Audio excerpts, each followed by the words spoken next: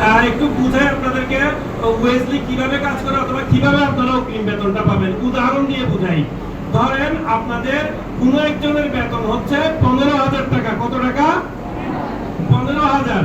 তাহলে 15,000 টাকার এই বেতনটা আপনারা কবে পান? আপনারা যেই মাসে কাজ করেন, যেমন এটা হচ্ছে সেপ্টেম্বর মাস, এই সেপ্টেম্বর মাসে কাজ করতেছেন, আপনারা বেতনটা পান কবে? আপনারা বেতনটা পান কবে?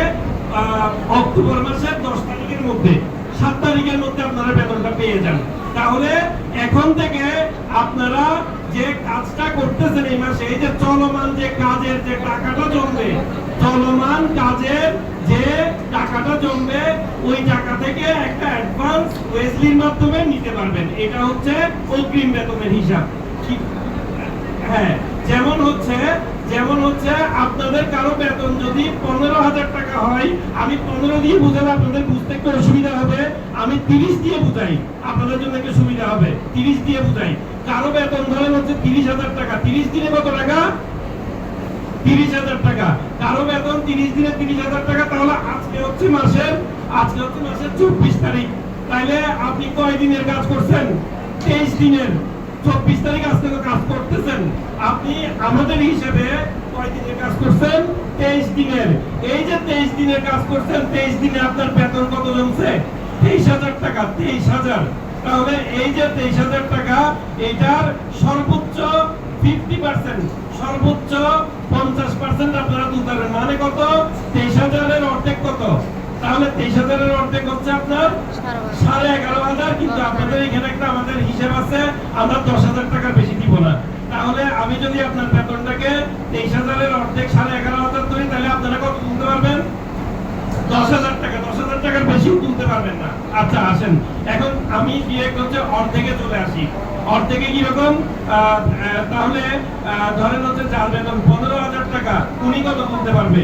11,500 টাকার অর্ধেক কত? 11,500 টাকার অর্ধেক হচ্ছে ধরেন প্রায় আপনার, হ্যাঁ, যেটা হয় 5-6,000 যেটা হয়, উনি ওইটাই তুলতে পারবেন। এবং ওই টাকাটা তোলার পর ওনার ব্যালেন্স হয়ে যাবে 0, উনি আর তুলতে পারবে না।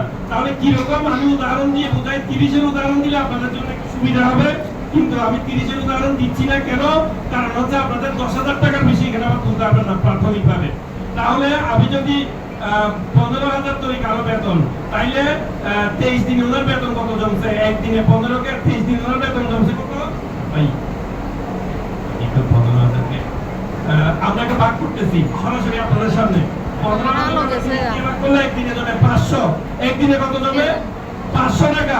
তাইলে 23 দিনে ওনার বেতন কত জমছে? 23 দিনে ওনার বেতন, আপনাদের কি হয়, একজন যার বেতন 15,000, 23 দিনে বেতন জমবে 11,500। 11,500 এর অর্ধেক কত? 5,750। মানে এক কথায় আপনি 5,500 থেকে 5,700 পর্যন্ত তুলতে পারবেন। তোলার পরে ব্যালেন্স হয়ে যাবে 0। গেল। আরো ব্যাপার আছে। কি ব্যাপার? আপনি ধরেন আজকে 23 তারিখ, আপনি আবার 28 তারিখ গেলেন। কয় তারিখ গেছেন আপনি? 28 তারিখ।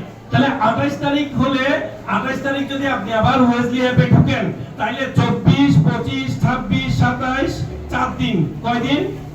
4 দিন। তাহলে 4 দিনে আপনার আবার বেতন জমছে কত? 4-5 ওই যে 4 দিনে 500 করে 2,000 টাকা। কত জমছে? 2,000। আপনি আবার কত তুলতে পারবেন? 2,000 এর অর্ধেক কত? 1,000। তাইলে আপনি একবার তুলেন ধরেন 5,000, আর একবার তুলেন ধরেন 1,000। তাহলে 1,000 টাকা কেন তুলতে পারছেন?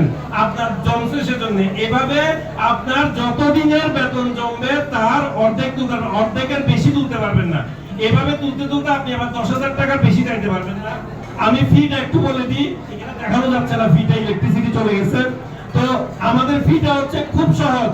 আপনি যদি 500 থেকে 5,000 পর্যন্ত তুলেন, আপনি 500 থেকে 5,000 পর্যন্ত তুললে আপনার ফি হবে 140 টাকা। 500 থেকে, এটা একটু আমি দেখাই ওনাদের।